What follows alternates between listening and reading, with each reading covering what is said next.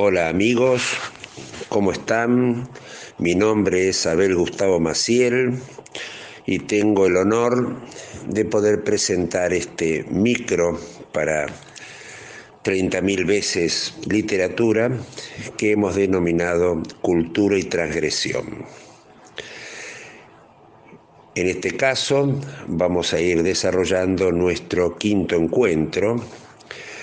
Y anteriormente los encuentros estuvieron centrados en las actividades culturales que desarrollan los movimientos a lo largo de la historia, por lo menos en los últimos 200 años. Ahí estuvimos abordando al dadaísmo como un movimiento de transgresión, de ruptura, desde el punto de vista artístico en general, no solo literario, sino también las artes plásticas, un movimiento que tuvo, digamos, su epicentro al inicio del siglo pasado, del siglo XX, y que fue de alguna manera una vanguardia a pesar de ser un movimiento que no comulgaba demasiado con el concepto de vanguardias, pero fue la vanguardia en sí del surrealismo que lo estuvimos trabajando en nuestra última entrega. Con respecto al título de nuestro micro, Cultura y Transgresión, que ya lo hemos desarrollado en los encuentros anteriores, siempre es bueno recordar de qué estamos hablando, porque es el sostén, digamos, de nuestro programa. Nosotros vemos a la cultura en su doble movimiento, en un movimiento de sostenedora de los hábitos sociales, ordenador de movimientos, generador también, inspirador de los protocolos que después pasan a ser de alguna manera los que van regulando la actividad social en sus distintas facetas, tanto en las facetas económicas como productivas, como también en la extensión del conocimiento que en distintas épocas, digamos, la ciencia y la cultura fueron obteniendo. Esa sería una función sostenedora. Y después también tenemos una fuerza de transgresión, que significa una fuerza de ruptura, de cambios, transgresión, que es lo que traen precisamente lo que llamamos las vanguardias. O sea que la cultura en sí podemos analizarla obviamente desde múltiples, infinitos planos, pero nosotros nos quedamos con dos planos elementales que serían el sostenimiento de hábitos, costumbres locales, que aparecieron reflejado a la finalización del milenio anterior a partir del concepto de la biodiversidad. Y esa biodiversidad que tiene mucho que ver con la expresión de las etnias y del desarrollo de las sociedades, aparecen los protocolos sostenedores.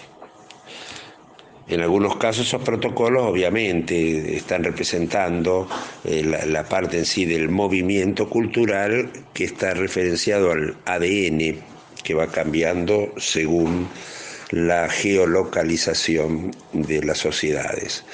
Y por otra parte representa también a partir de los hábitos y las costumbres lo que se fue construyendo, todo lo que es lo conservador, lo que fueron construyendo las sociedades a partir de la actuación y de la interacción de sus miembros.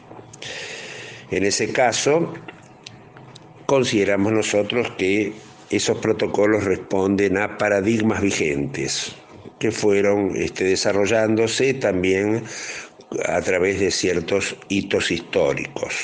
Por ejemplo, en la actualidad todavía nosotros tenemos el paradigma de la revolución industrial, que fue privilegiando las cuestiones de éxito económico por sobre otros planos de humanidad, otros planos del ser humano que aunque no se los esté de alguna manera vinculando a través de protocolos que tengan que ver con el accionar social, están siempre presentes ahí a partir de los pensamientos, los sentimientos y cómo vamos elaborando nuestras propias vidas. La revolución industrial responde a un paradigma apoyado sobre la tecnología y la ciencia que podemos nosotros de alguna manera clasificar con algún lema, como todos los paradigmas. Por ejemplo, en este caso sería el tiempo es dinero. Y a partir de eso se fueron construyendo todo el andamiaje, se fue construyendo político, organizaciones institucionales, inclusive también la organización política de las sociedades, y al día de hoy es lo que está en funcionamiento, lo que denominamos, por ejemplo, que en Occidente el capitalismo, con todas las cuestiones tecnológicas positivas que ha traído y todas las negativas, como el problema climático y el problema en sí psicológico de estar viviendo en una sociedad que utiliza protocolos de competitividad, de competencia entre personas, entre grupos, entre también etnias, que desencadenan fuerzas de opresión que ya conocemos. Entonces, el mantenimiento de esos paradigmas a partir de una inercia sobre los cambios, eso se hace también con una extensión, una propagación de orden cultural. Y la ruptura de esos protocolos, los cambios de hábitos, costumbres, se dan a partir de estas vanguardias que van generando lo que llamamos nosotros el movimiento o fuerzas de transgresión, que son poderosas, potentes, actúan en un tiempo histórico determinado y permiten la apertura de puertas hacia otras dimensiones de expresión de la vida en los seres humanos. La poesía como movimiento literario siempre fue vanguardista, a partir de las metáforas. La metáfora en la poesía abre puertas a otras visiones, a otros mundos, donde el ser humano puede de alguna manera deambular y generar otro tipo de vinculación entre los miembros de una sociedad. O sea, una visión integral de lo que sucede. También la poesía se hace cargo de la denuncia y de los cambios. Con respecto al tema de la transgresión, podemos decir que cuando la cultura sostiene protocolos sociales que ya agotaron el paradigma que lo generó, pierde arte. Precisamente el arte es eso, es la apertura de puertas dimensionales, es el cambio de la visión sobre lo que nos rodea y sobre la evolución del mundo. Y allí entonces aparecen los vanguardistas. Por ejemplo, vanguardistas dentro del modernismo fue Rubén Darío, a finales del siglo XIX, donde produjo ahí los cambios de expresión a partir de la poesía, que de a poco fue liberándose de cierto rigor clasicista. El dadaísmo como un movimiento de ruptura, y el surrealismo también, porque cambió el lugar de la elaboración artística, llevándolo más allá de lo que es la superficie de desarrollo de estos movimientos, llevándolo al inconsciente, con artistas como Salvador Dalí u otros que ya estuvimos analizando en las entregas anteriores.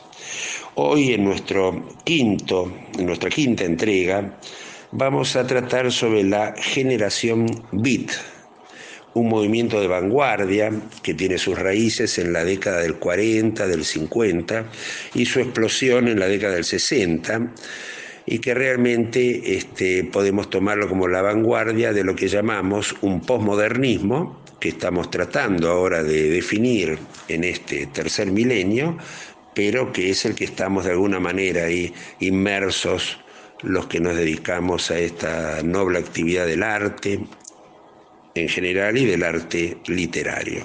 O sea que hoy, el tema central de hoy, como vanguardia, es la generación beat. Vamos a plantear entonces los inicios, o sea, las raíces de esta vanguardia tan importante que fue la generación beat, nacida como un movimiento de posguerra, después del año 1945, con una extensión también hacia Europa en la década del 50 y una explosión en la década del 60 con el advenimiento del arte pop y todo el movimiento musical vanguardista y de ruptura del rock and roll que produjo su máxima explosión en el Festival de Woodstock, sucedido en el año 1969 como un festival hippie, y proponiendo ahí otro esquema de vida al que estaban acostumbrados en ese momento en Estados Unidos. Beat, podemos decir, es un adjetivo que indicaría cansado. I am beat, por ejemplo, estoy hecho polvo. Es un sustantivo también que va indicando el pulso de la música. Por ejemplo, el bebop, un jazz con un beat muy rápido, nervioso. También se la tomó a esta generación como una generación perdida, que es lo que sucede con todas las vanguardias rupturistas. Perdida porque, digamos, esa es una expresión que está tratando de llevar adelante la inercia de la cultura predominante que intenta defenderse frente a los cambios nuevos. Por eso se le han llamado generaciones perdidas prácticamente a casi todas las vanguardistas. Algunas han tenido algún éxito en su ruptura, otras fueron demoledoras, como el caso del dadaísmo, y en el caso de la generación beat realmente ha tenido una penetración muy fuerte que dio por resultado lo que nosotros conocemos como posmodernismo desde el punto de vista del arte y la literatura en general. Situación que nos estamos sumergiendo en estas épocas y que tenemos que tratar de interpretar como una mezcla evolutiva de los distintos movimientos que tratamos de desarrollar acá en este programa. Como tantos fenómenos de la cultura pop, todo comenzó en una universidad, la de Columbia, en Nueva York, donde ahí estudiaban los tres principales líderes de esta vanguardia, que eran Allen Ginsberg, Jack Kerouac, un escritor, digamos, un ícono muy importante dentro de esta vanguardia beat, y Lucien Carr. El primer escenario fue la ciudad de Nueva York, principalmente en el barrio de Greenwich Village, el barrio bohemio, donde estaban los más famosos clubes de jazz. Allí se fumaba marihuana y los jóvenes poetas hablaban con expresionistas abstractos, por ejemplo Jackson Pollock, el famoso artista plástico.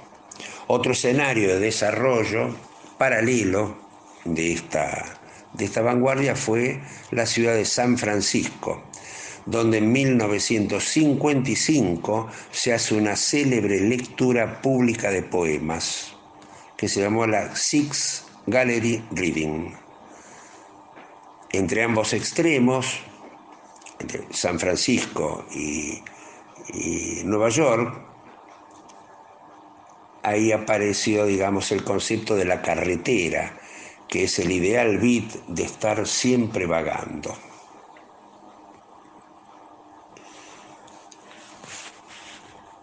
Hay un libro muy importante escrito por Jack Kerouac que se llama precisamente La carretera, que es una novela que se toma como el mito fundacional de esta generación beat.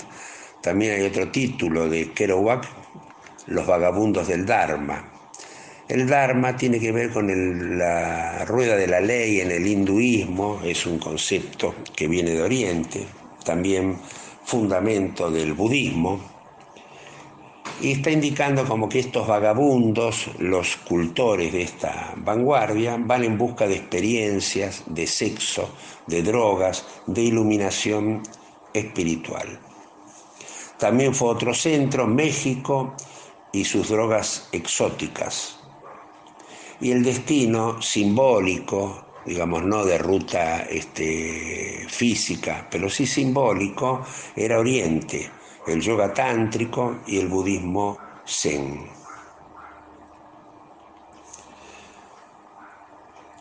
La época donde se desarrollan estas raíces, dijimos, son los años 50.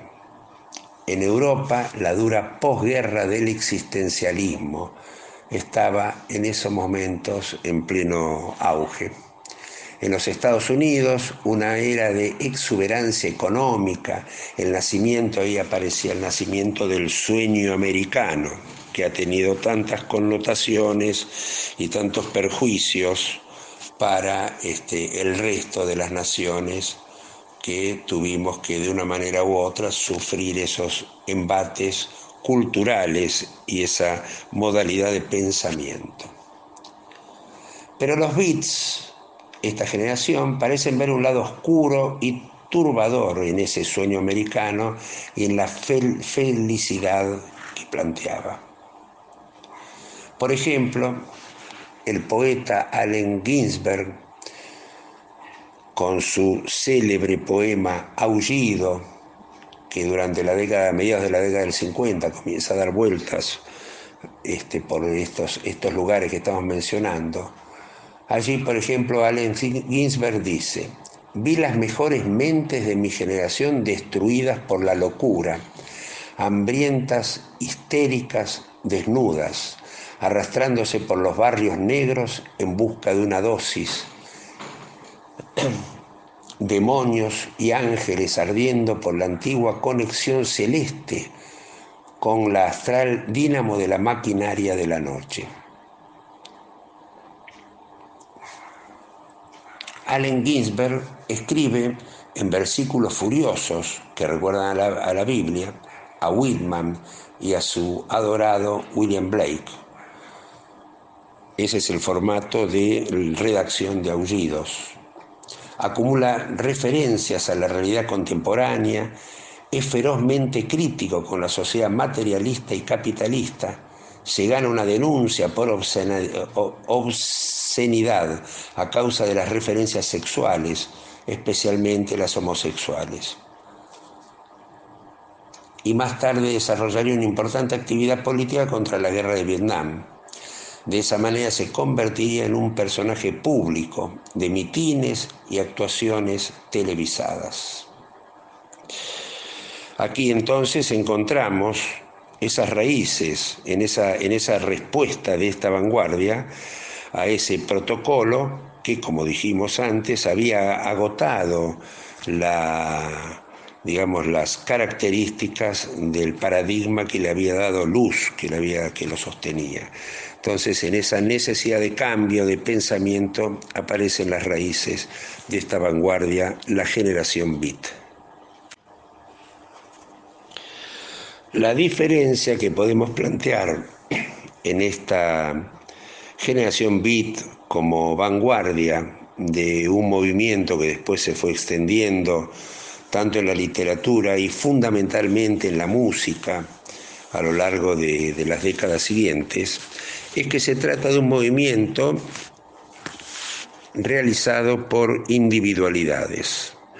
O sea, acá no podemos hablar de una especie ahí de campo inductivo general donde se hayan inspirado simultáneamente en escuelas, digamos, de orden filosófico o escuelas de arte, donde se han inspirado ahí sus cultores, sino de actitudes, a partir de actitudes personales, actitudes individuales. Entonces acá, para poder tratar esta vanguardia, tenemos que hablar sobre sus principales exponentes, que son los que de alguna manera, con sus actitudes artísticas, con su poesía, con su literatura, y posteriormente influenciando sobre la música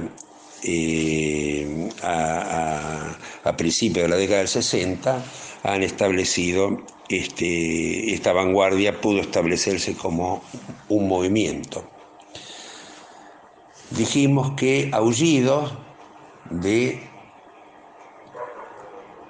Allen Ginsberg, fue algo así como el manifiesto del movimiento. También fue En el camino, de Jack Kerouac, la novela que realizada en la década del 50, que fue también tomado como otro manifiesto de esta vanguardia rupturista. Kerouac escribió esta novela autobiográfica en un rollo continuo de papel. Lo introdujo en su máquina de escribir y lo fue tecleando el texto furiosamente. O sea que el adverbio va apareciendo una y otra vez. Lo hizo sin correcciones, sin parar, en algo que llamó prosa espontánea. Esto, digamos, tiene que ver un poco con lo que estuvimos viendo en el surrealismo, ¿sí? Como la escritura automática, uno de las técnicas utilizadas por los surrealistas, o también la corriente de conciencia, que era un nuevo estilo de escribir textos. Pero en realidad la novela no tiene nada de una cosa ni de la otra.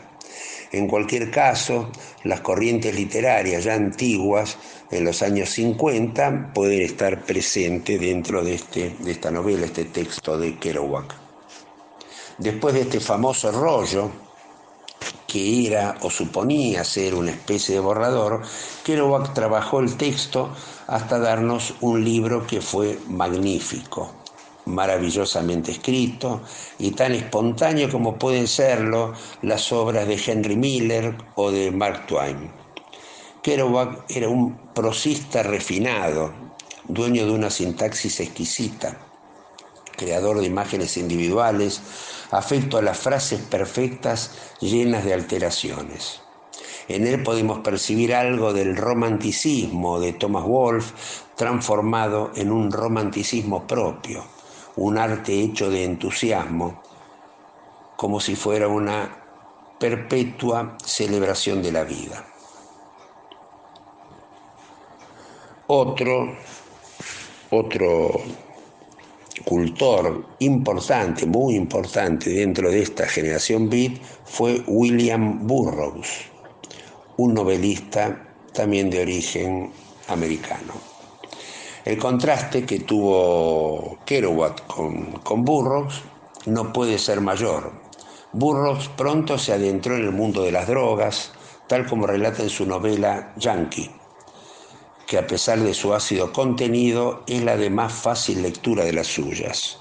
O sea, la narrativa de Burroughs es una narrativa complicada, llena de metáforas, de distintas puertas que se abren y que el lector puede a lo mejor obviar o no puede darse cuenta que se encuentra allí y tienen que ver con todo el texto en general.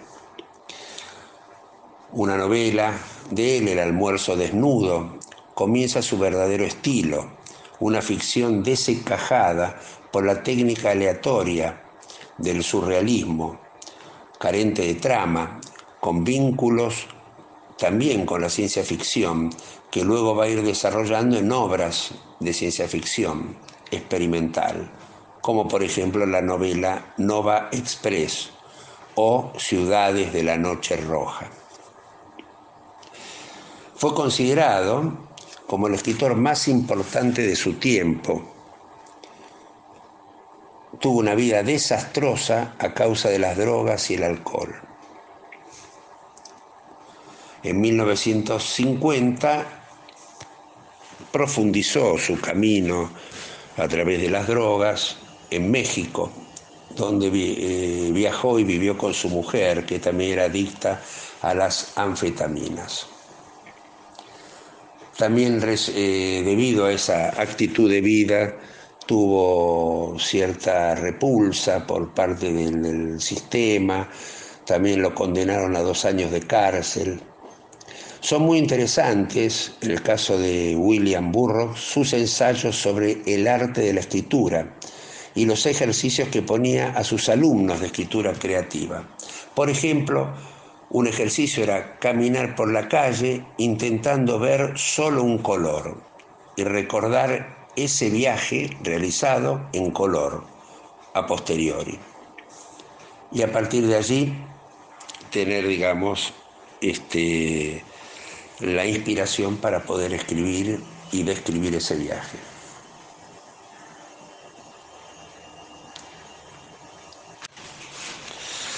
La poesía, como sucede con todas las vanguardias, fue fundamental en la actividad de los cultores de esta generación beat. La expresión de Ginsberg no entraba en contradicción con la esencia misma del arte poético. El autor de Aullidos quería restituir la palabra poética a su medio original, que es la voz, para hacer de su trabajo un bien de disfrute comunitario. Esto después lo encararemos en las próximas entregas, por ejemplo, la relación de la poesía con lo fonético, donde nacen ahí los fonemas, y a partir de ahí cómo eso va estructurando ciertas reglas que aparecen en las cuestiones de las rimas octasílabas o endecasílabas a partir de los fonemas. La poesía no debía ser una serie de palabras fosilizadas para Ginsberg en las páginas de un libro, en un texto escrito simplemente, destinadas a alimentar teorías de legiones de filólogos y de filósofos.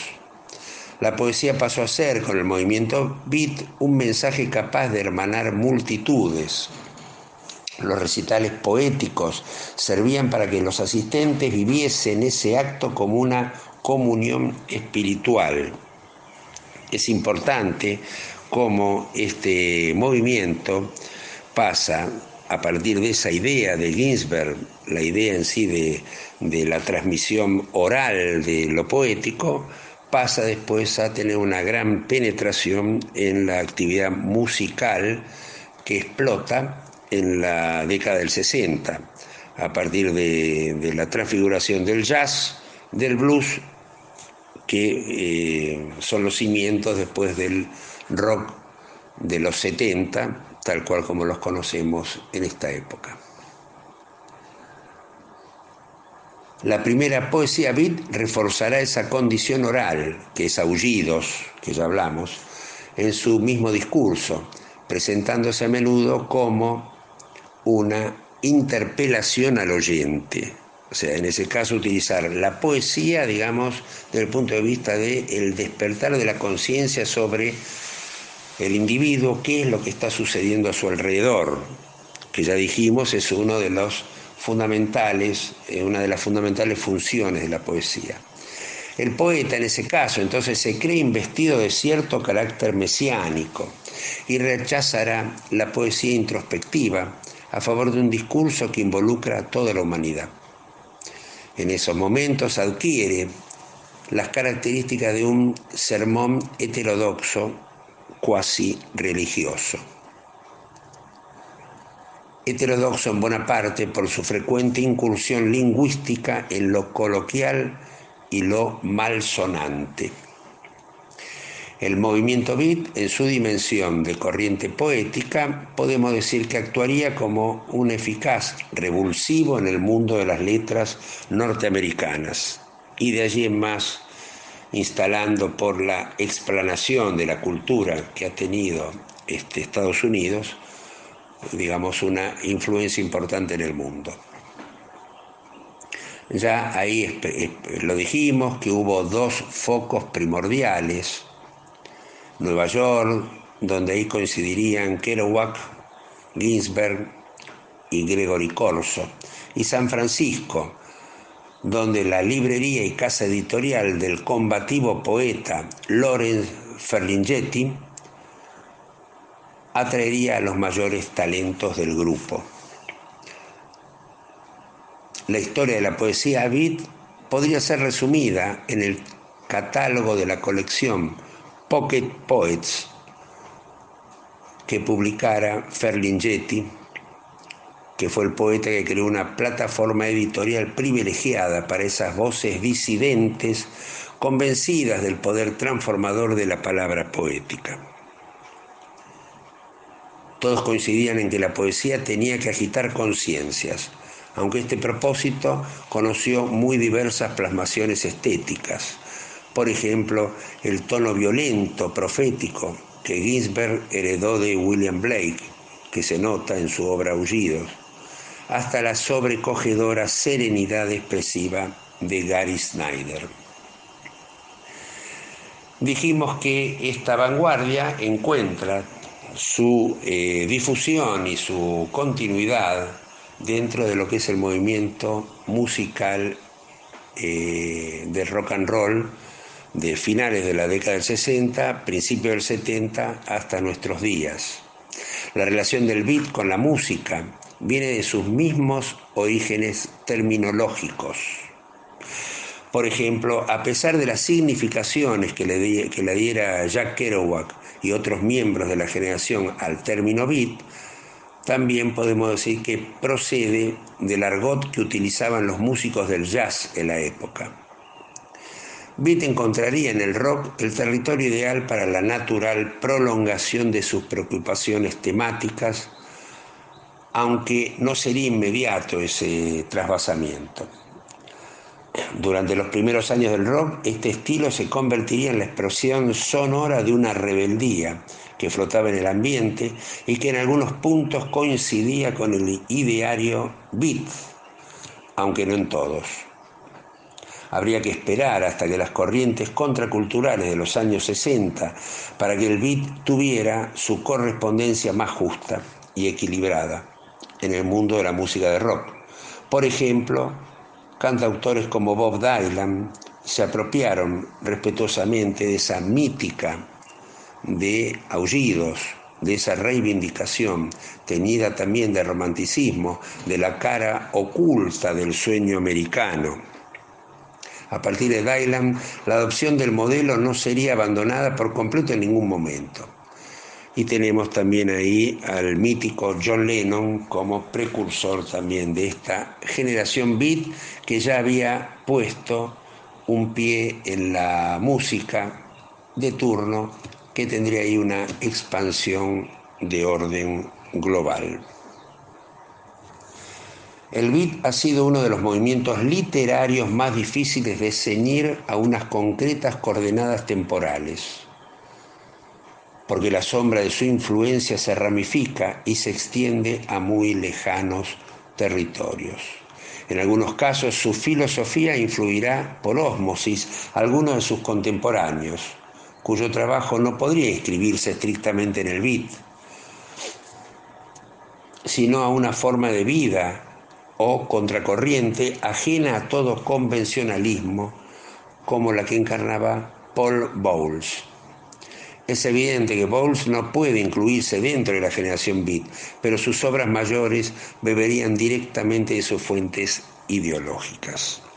Bueno, con esto entonces completamos esta entrega sobre la importancia de esta vanguardia, principalmente para las épocas que vivimos, esta vanguardia que se ha llamado la generación beat y que tuvo en la literatura y en la poesía sus mayores expresiones, también en la narrativa, dijimos, con algunas novelas de Kerouac, que era un poeta también dedicado a la narración, y de Burroughs como principales cultores dentro de este cimiento, que después, a partir de la música, proyectándose con la música, va generando ahí una cultura de orden diferente a la que imperaba en la década del 50, en la década del 60, y que nosotros acá también hemos vivido, sobre todo aquellos que tenemos ya parte del camino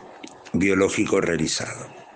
Damos por finalizado entonces esta entrega sobre la generación beat. Nos volvemos a encontrar en la próxima entrega. Un gran abrazo y agradecimiento para 30.000 veces literatura, que me ha permitido realizar estos encuentros.